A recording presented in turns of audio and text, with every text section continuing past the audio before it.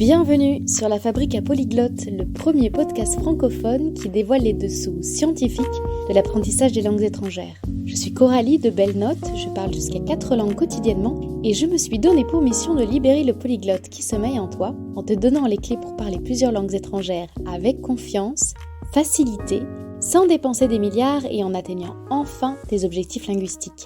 Si le sujet te parle, n'hésite pas à t'abonner au podcast pour faire un pas de plus vers une vie multilingue. Aujourd'hui est un jour très particulier, vraiment particulier, à marquer d'une pierre blanche. Je vais vous parler d'une langue dont vous n'avez sans doute jamais entendu parler et que vous allez pouvoir comprendre instantanément, sans l'apprendre, si votre langue maternelle est une langue romane. Et si vous n'avez pas comme langue maternelle une langue romane, mais que vous essayez d'entrer dans ce monde merveilleux des langues romanes, ou que vous connaissez déjà une langue romane, eh bien cette langue-là, elle pourrait bien vous donner la clé de l'espagnol, de l'italien, du français et du portugais et de tout cela à la fois. Entre le moment où je l'ai découverte et l'entretien qui a été enregistré que vous allez écouter maintenant, eh bien il s'est passé peu de temps parce que j'ai interrompu mon programme tellement j'ai été surprise lorsque je l'ai découverte. C'est une découverte très récente pour moi. C'est une langue que j'ai découverte grâce aux réseaux sociaux.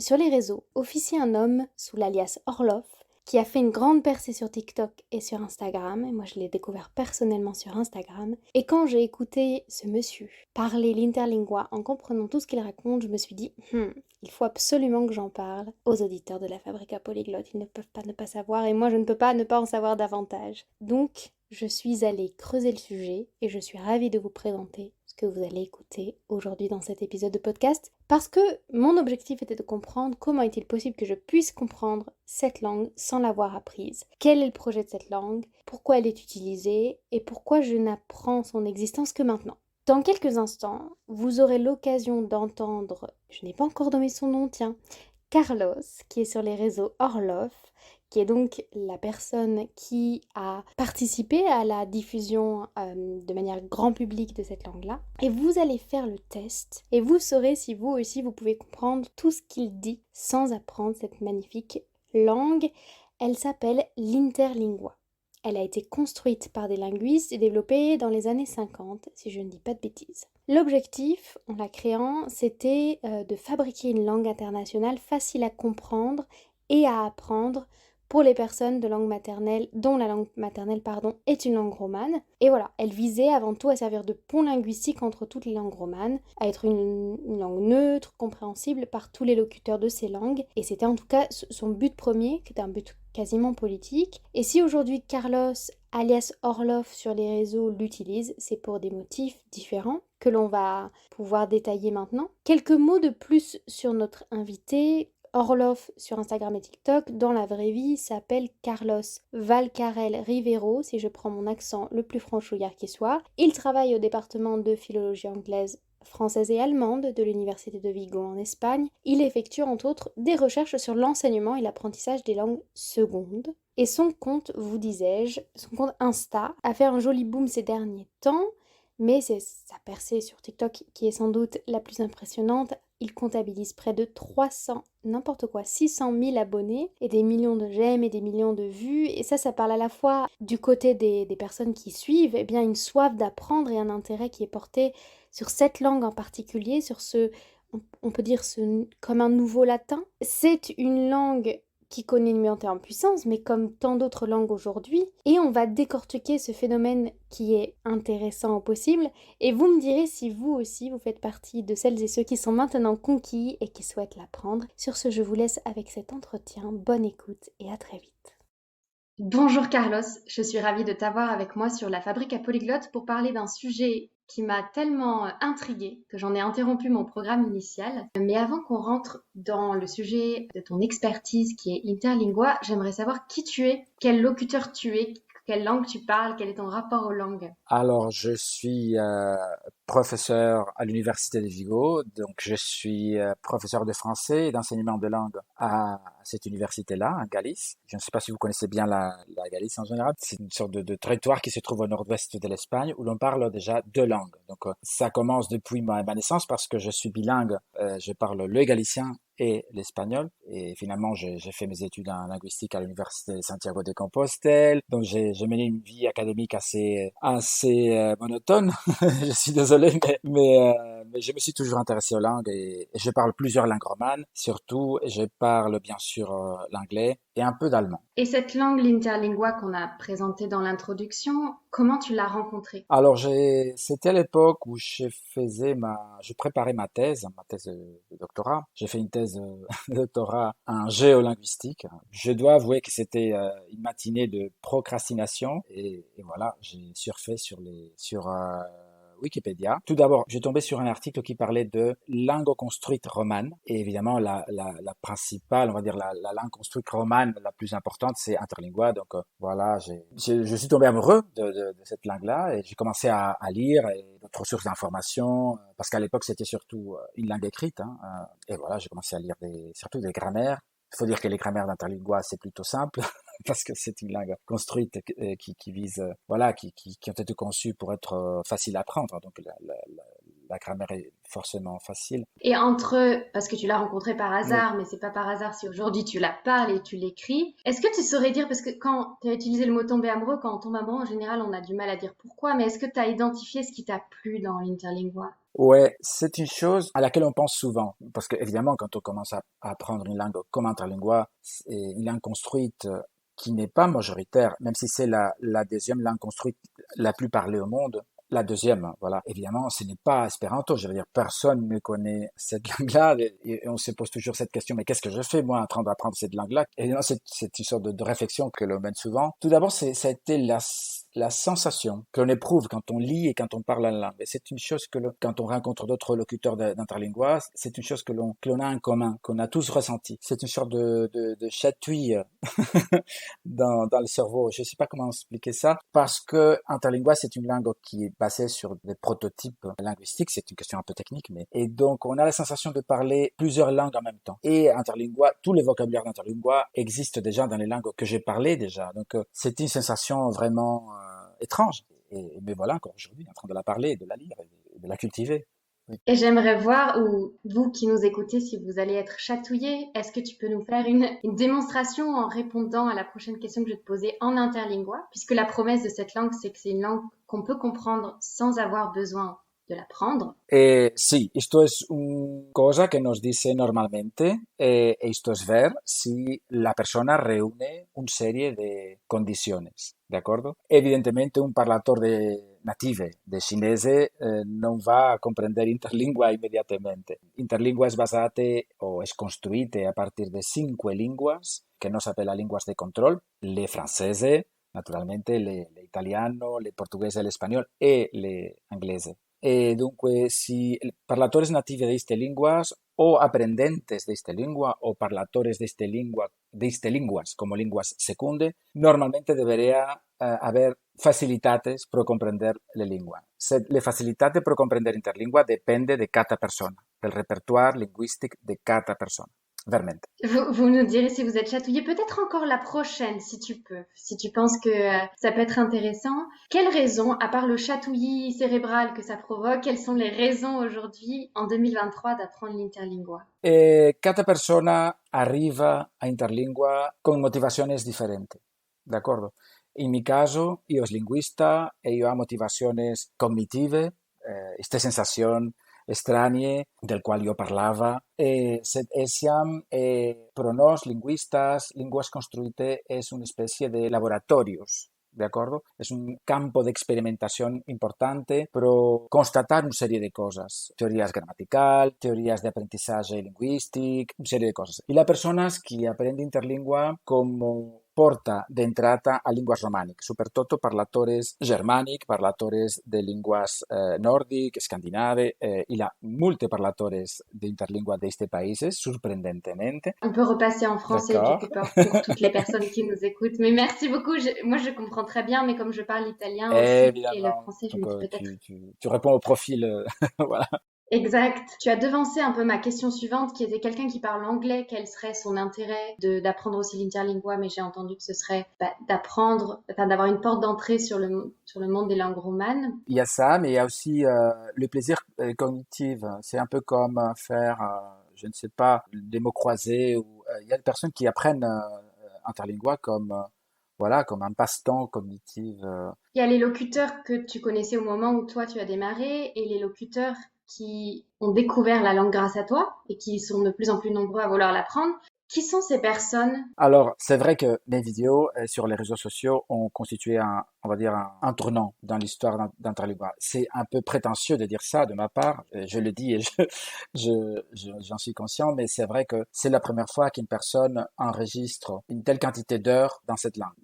Oui, j'enregistre une vidéo presque tous les jours, donc une vidéo de 30 secondes à peu près. Donc, tout ce contenu en Interlingua attire des personnes avec des motivations très différentes, et surtout très différentes par rapport aux motivations que l'on connaissait avant. Il y a aussi des personnes qui sont très jeunes. La communauté de locuteurs d'Interlingua, traditionnellement, était constituée de personnes plutôt, on va dire, mûres, on va dire, ou âgées, non, des adultes, pas des jeunes gens, en tout cas. C'est en train de changer en ce moment, parce que, évidemment, toutes ces personnes-là commencent à apprendre la langue, qui est facile à apprendre, et donc, du coup, on commence à avoir de nouveaux locuteurs qui ont d'autres motivations, qui ont d'autres formations, qui ont d'autres parcours. C'est une époque intéressante, faut dire. Mais je me sens aussi très, très responsable, évidemment, de ce qui se passe en ce moment. Oui, tu saurais pas décrire un motif particulier qui serait une sorte de divertissement intellectuel ou alors Il y a des personnes, la... pardon, Non, vas-y, je t'en prie. il y a des personnes qui arrivent, qui viennent maintenant, qui pensent qu'Interlingua est une langue de l'avenir, du futur, ils disent. Et ce n'est pas l'objectif initial. Interlingua n'a pas été créé pour devenir une langue universelle, la seule langue parlée au monde, une langue pour tout le monde.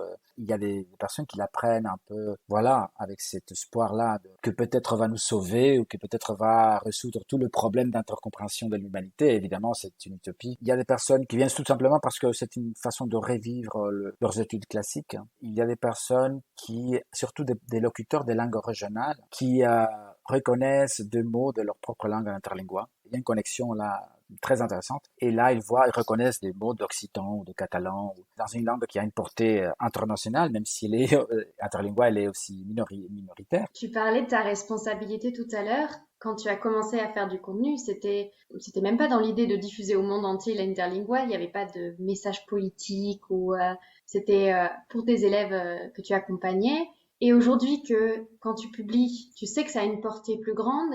Qu'est-ce que tu souhaites faire? Quel est ton projet avec l'interlingua maintenant? Alors, mon projet, c'est d'utiliser la langue comme outil de communication, de vulgarisation. Évidemment, je fais des vidéos sur Interlingua, mais ce n'est pas la plupart des vidéos que je produis, que j'enregistre. Mon objectif, c'est surtout de faire de la vulgarisation linguistique, surtout pour parler de la diversité linguistique, mais toujours en relation avec les langues et la linguistique, pas seulement les langues construites ou Interlingua. Interlingua, c'est un outil de communication.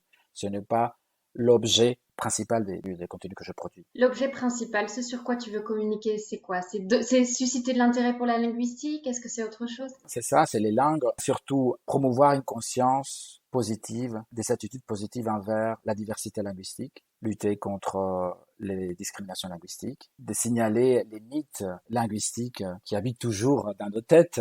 Un de ces mythes, par exemple, c'est l'utopie de dire que la meilleure orthographe, c'est l'orthographe qui reflète la langue orale de façon fidèle. C'est un mythe très dangereux d'ailleurs pour l'unité des langues. Donc bon, voilà, je m'efforce à montrer aux gens qu'il faut faire attention à ce genre de mythes qui sont basés sur des idéologies un peu parfois totalitaristes. Et tu parlais d'accentisme. Quel est le son de l'interlingua? Comment tu t'es recréé une familiarité sonore avec cette langue? Parce que du coup, moi, je l'entends avec ton accent, mais comment quelqu'un qui voudrait savoir prononcer cette langue peut se l'approprier? Interlingua est une langue construite et donc il n'y a pas de locuteur natif. C'est très important ça, c'est une des grandes différences entre les langues construites et les langues dites naturelles, entre guillemets. Donc il n'y a pas de locuteur natif et ces langues-là n'ont pas été conçues pour avoir des locuteurs natifs. Interlingua n'a pas été conçu pour remplacer des langues natives des personnes. Donc et l'effet de ne pas avoir d'un modèle natif de langue a beaucoup des conséquences sur le processus d'apprentissage. Évidemment, il n'y a pas un modèle natif à imiter. Et donc, chaque personne en fait, garde son intonation native. Moi, par exemple, dans mon cas, je parle interlingua avec un très fort accent espagnol, même si finalement, j'ai découvert que chaque personne perçoit interlingua un peu comme il veut, hein. En fait, c'est très apprécié par la communauté de locuteurs, évidemment, parce que c'est une façon de garder ses origines et sa culture, non? Mais quelqu'un qui, comme moi, aurait un accent très français peut très bien comprendre un locuteur qui a un accent très, je sais pas, plus chantant Bien sûr. et ouais. Évidemment, le cas de l'accent français qui est un très bon exemple parce que on va dire, c'est le français a 16 voyelles, évidemment. Et évidemment, il y a certaines voyelles qui ne sont pas admises, on va dire, par la communauté. Bon, évidemment, personne va te critiquer si tu dis, par exemple, anno, par exemple, pour dire anno, ça veut dire an, non? Si tu nasalises le mot, ce n'est pas grave, d'accord? Mais normalement, on va on va dire, bon, il faut éviter les nasalisations parce que ça peut compromettre l'intercompréhension. Est-ce qu'il y a un accent tonique aussi? Parce que ça, on a un peu des difficultés, hein. Oui, ça c'est l'autre chose, voilà. Oui, il y a un accent tonique. Et là, oui, comme pour l'anglais, comme l'italien, c'est une particularité française. Et alors là, oui, désolé, mais il faudra apprendre les. Qu'est-ce que ça représente aujourd'hui Interlingua dans ton quotidien, dans tes journées? Bonne question. C'est une langue qui est devenue avant les vidéos sur les réseaux sociaux. Interlingua, c'était une langue qui existait déjà dans ma vie, mais pas au quotidien, c'est clair. J'écrivais Interlingua de temps en temps pour communiquer avec d'autres locuteurs. Je la parlais à peine. Et maintenant, Interlingua est devenue une des langues que je parle tous les jours, à côté de ma langue maternelle, qui est le galicien, ou le galaïco-portugais, à côté de l'espagnol, c'est une langue que j'entends, qui est dans mon quotidien. J'habite en Espagne. Et du français, qui est ma langue de travail, si tu veux. Est-ce que ça a changé l'interlingua, alors que ce soit récemment ou au moment où tu l'as découvert? Je sais pas, ton rapport au français, ton rapport aux autres langues que tu parles, et même l'objet de tes recherches, parce que quand tu as commencé à faire tes recherches, je suppose que c'était pas pour étudier l'interlingua. Non. Et encore aujourd'hui, mes activités de recherche, et qui sont très modestes, il faut le dire, ne portent pas sur Interlingua. Pour le moment, c'est vrai que j'ai déjà 2 projets de recherche qui sont liés à Interlingua. Je crois que c'est déjà inévitable, mais Oui, mais ça n'a pas changé ton rapport aux autres langues romanes que tu étudies ou que tu parles. bah oui, et si. Surtout les langues romanes que je parle, mais à un niveau plus débutant, par exemple le catalan ou l'italien. Alors là, oui, je vois que Interlingua fait des interférences. Quand je parle catalan ou quand je parle l'italien, il y a Interlingua qui ressort. Et est-ce que ça a changé ton intérêt premier? Parce que si j'ai bien compris, au départ, tu as utilisé cette langue comme un moyen de sensibiliser à toutes les langues romanes, y compris les langues peut-être en voie de disparition ou qui a un peu de locuteur. Et le fait que tu sois pleinement maintenant immergé dans une langue construite, est-ce que ça a changé ton message premier ou est-ce que tu l'abordes différemment? Non, je crois que mon message est toujours le même. Surtout parler de la diversité linguistique, de parler de l'importance de la diversité linguistique pour continuer à être humain, en fait, et d'insister sur le fait que Interlingua, pour moi, n'est pas un projet politique, mais surtout un outil de communication, que j'utilise Interlingua parce que c'est une langue plus accessible que l'anglais pour beaucoup de personnes, même si l'anglais est une langue qui est obligatoire. L'anglais est là, mais il faut dire que le niveau est limité. Si je faisais mes vidéos en anglais, je crois que mes contenus ne seraient pas si accessibles. Je crois que, et bon, je le constate en fait, hein, Interlingua rend mes vidéos accessibles à une population qui aurait du mal à me comprendre en anglais. Cela démontre qu'Interlingua est un outil de communication très puissant, vraiment très puissant, et très démocratique, parce que, évidemment, on peut l'utiliser, à mon avis, hein, c'est mon opinion, c'est déjà mon opinion personnelle, je le trouve très démocratique parce que, évidemment, c'est une langue plus accessible et donc on peut communiquer des contenus à une échelle internationale sans que les gens soient obligés de dépenser de l'argent et du temps à avoir accès à cette langue, au contenu dans cette langue. Et ça, c'est très important parce que l'anglais, il y a cette barrière économique aussi. Et je me demandais justement pourquoi tes articles et tes écrits de recherche n'étaient pas publiés directement en interlingua. Bah parce que ce n'est pas permis par les revues scientifiques. Même si mes recherches sont modestes, elles sont publiées dans des revues scientifiques qui ont des normes. Et normalement, les langues sont déjà précisées. Moi, j'essaie de pas politiser non plus la fabrique à polyglotte, mais mon seul regret, je le laisserai quand même à voix haute, c'est que la recherche, Voilà, c'est que la recherche soit en anglais, même si l'anglais c'est une langue hyper intéressante, qui a une synthèse, qui a bien sûr. toutes ses qualités, elle permet pas de réfléchir comme dans certaines langues on peut réfléchir et Tu as raison. On va pas non, non, non, on va pas commencer. ouvrir de débat. Voilà, l'anglais c'est merveilleux. Moi, j'aime bien l'anglais, j'aime bien parler l'anglais. Voilà. Si là, tu pouvais le donner en français, ton message sur la diversité linguistique, qu'est-ce que tu voudrais qu'on comprenne Bon, mon message francophone, c'est surtout qu'il ne faut pas oublier qu'en France, on parle des dizaines et des dizaines de langues, que le français est merveilleux, que le français est un outil international, mais que les autres langues sont nécessaires pour comprendre beaucoup de choses, beaucoup d'habitudes que l'on a. Chaque langue est une sorte de filtre pour comprendre, de voir la réalité. C'est aussi un patrimoine, des mots, des expressions, des façons voilà, d'exprimer des sentiments, des expériences qu'on ne devrait pas perdre. Et pour éviter de les perdre, il n'y a qu'un seul moyen, c'est les parler. Et donc, c'est mon message.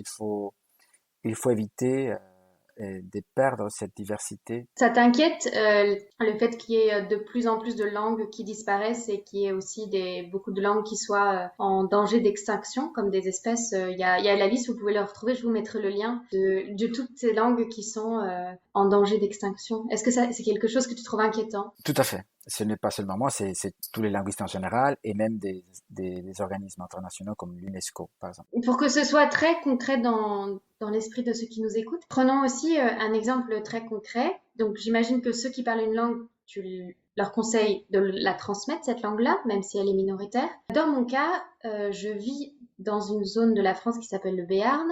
Mon père parle le béarnais, mais ne me l'a pas transmis. Est-ce que tu me conseillerais, en tant que génération plus un qui n'est pas locuteur, d'aller rechercher le béarnais, de le faire vivre et de le transmettre? Ou c'est pas ça ton message? Bon, mon message, c'est de ne pas dire aux gens ce qu'ils doivent faire, c'est tout d'abord, mais simplement d'éviter que les gens oublient, par exemple, que le béarnais existe, que le béarnais est important, d'apprendre des mots, des expressions. Parfois, il ne s'agit pas de se mettre à parler le béarnais, de vouloir devenir un locuteur compétent en béarnais, mais parfois, c'est important d'inclure et de garder dans son répertoire des mots qui sont significatifs.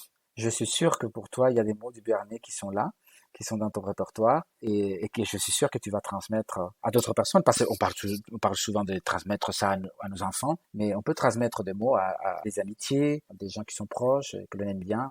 Et évidemment, l'idéal, évidemment, si on veut que le Béarnais continue à exister, on aura besoin au moins d'une communauté, toute petite qu'elle soit, des locuteurs, c'est clair. Mais cela ne veut pas dire que tout le monde au Béarn doit parler le Béarnais ou que tout le monde doit se sentir coupable de ne pas parler le Béarnais. Ce n'est pas exactement ça le message. C'est le message c'est de mettre en valeur le Béarnais, de ne pas discriminer les personnes qui le parlent, de laisser de la place au Béarnais quand il faut laisser de la place dans les espaces publics, la signalétique, etc., de ne pas être contraire à l'utilisation de Béarnais, parce qu'il y a des gens qui sont contraires, hein, qui militent contre l'utilisation de Béarnais. Donc c'est ça, c'est le fait déjà de permettre l'utilisation du Béarnais, du breton, du basque dans les espaces publics, c'est déjà un bon point de départ. Mais ton point de vue sur le fait qu'il y ait des néolocuteurs qui soient un petit peu déconnectés de la langue, et c'est pas forcément qu'en France, il y en a en Irlande, il y en a. Est-ce que tu penses que c'est une bonne chose qu'il y ait l'école qui vienne ramener la langue? Alors, c'est curieux parce que il y a une critique, hein, non, des néolocuteurs de ces langues. Ah oui, c'est des locuteurs qui ne sont pas naturels, ce n'est pas. En fait, c'est une sorte, à mon avis, hein, c'est une sorte de discours qui ne fait que légitimer le fait de. C'est une langue qui ne vaut pas la peine de transmettre, si ce n'est pas dans ce contexte-là de la famille, etc. Le reste des locuteurs ne sont pas valables. Et c'est curieux parce qu'on n'a pas le même discours avec les personnes qui apprennent le français comme langue seconde à l'école. On n'a pas ce même discours avec toutes les personnes qui apprennent l'anglais à l'école et qui le parlent mal, on va dire, pas comme un locuteur natif. Et alors là, on ne met pas en question ce genre de processus d'apprentissage, d'appréhender des langues qui ne sont pas des langues natives. Et pourquoi on le fait avec les langues locales ou régionales? Bon, je crois que c'est une façon d'attaquer, non, le fait d'apprendre ces langues-là. Il ne faut pas apprendre ces langues-là, ce n'est pas utile. J'entends. Il y a aussi dans la catégorie néo des personnes qui maintenant reparlent le latin. On peut trouver des podcasts en latin, on peut l'écouter. Est-ce que c'est aussi une langue à laquelle tu t'es intéressée parce qu'elle avait déjà cette vocation dans un empire énorme d'unifier tous les textes de loi? Enfin, le latin, il a eu cette force d'unification que potentiellement porte en elle l'interlingua. Est-ce que c'est une langue que tu écoutes, que tu parles? J'ai étudié le latin pendant 5 ans et je la comprends assez bien, mais je ne la parle pas. Il y a beaucoup de langues que j'ai étudiées, mais que malheureusement je ne peux pas parler. Non, le latin, ça ne m'étonne pas le fait de voir des locuteurs de latin en train de créer du contenu sur les réseaux sociaux. On a toujours eu des locuteurs compétents en latin classique. Hein. Attention, parce que là, et donc là, ces locuteurs de latin du 21e siècle, c'est normal qu'ils se mettent à créer des contenus sur les réseaux sociaux, tout comme les locuteurs des langues construites ou comme les locuteurs des langues régionales, par exemple. Je connais mal le monde des langues construites. Est-ce que tu sais s'il y a d'autres langues qui se construisent en ce moment, s'il y a des personnes qui sont en train de créer des langues avec des projets? Des langues, on en a construit en fait depuis des siècles. On connaît des langues construites déjà au Moyen Âge, par exemple. C'est une sorte d'exercice, non, d'activité, d'exercice cognitif, j'insiste, qui a toujours passionné l'humanité et surtout évidemment les personnes qui s'intéressent aux langues. Donc oui, il y a toujours des langues en construction, si vous voulez. Par exemple, je sais pas, des Star Trek, je ne sais pas si je le prononce bien à la française, ou les Seigneurs des Anneaux, par exemple. Ces langues-là ont été créées à des fins artistiques. Il y a des projets politique. Par exemple, il y a la langue l'Adan qui a été créée par une linguiste féministe. C'est une langue qui a été créée et conçue que pour les femmes. Donc, il y a toujours un projet politique ou culturel ou philosophique derrière la création des langues. Oui, puisque la langue, c'est à la fois politique et culturel et tout ce qu'on veut, puisque ça définit le cadre dans lequel on va penser. Est-ce que tu penses différemment? Tu mémorises mieux? Comment est ton cerveau depuis que tu utilises l'interlingua? Bonne question. Il faudrait analyser ça, mais mon cas est un peu particulier parce que je suis linguiste. Il faudrait peut-être demander à d'autres locuteurs qui ont commencé à apprendre interlingua plus récemment, par exemple. Mais moi, je trouve que au moins ça stimule mon cerveau. Ça, c'est sûr. Autant en France, on a une histoire de centralisation de la langue et d'unification, autant en Espagne, il y a eu plusieurs diversités linguistiques et j'ai de vagues souvenirs, et tu me corrigeras si je dis n'importe quoi, de mes lectures d'Henriette Walter, Ah, très bien. qui parlait J'adore.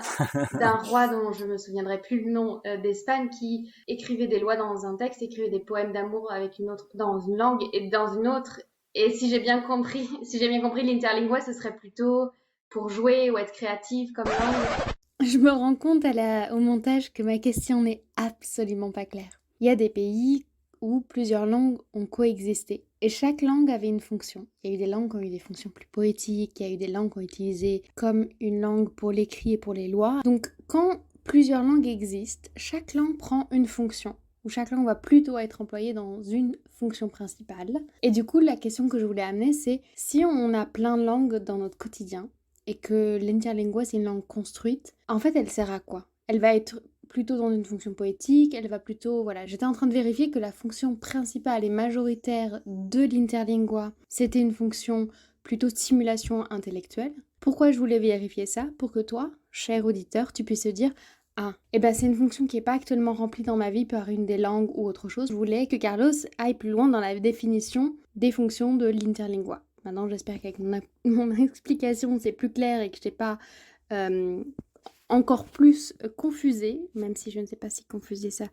Oh, écoute, je dois arrêter de faire mon montage trop tard. Mais voilà, je tenais à faire cette petite précision-là. Allez, je te relaisse avec la fin de l'interview. Oui, alors pour certaines personnes, l'interlingua, c'est ça. Pour d'autres personnes, l'interlingua, c'est une autre chose. C'est plutôt une langue d'espoir. Pour d'autres personnes, c'est une langue refuge. L'effet d'avoir appris une langue, cette langue-là, ça a permis de rencontrer des gens qu'ils aiment. Interlingua peut signifier une chose très différente d'une personne à l'autre.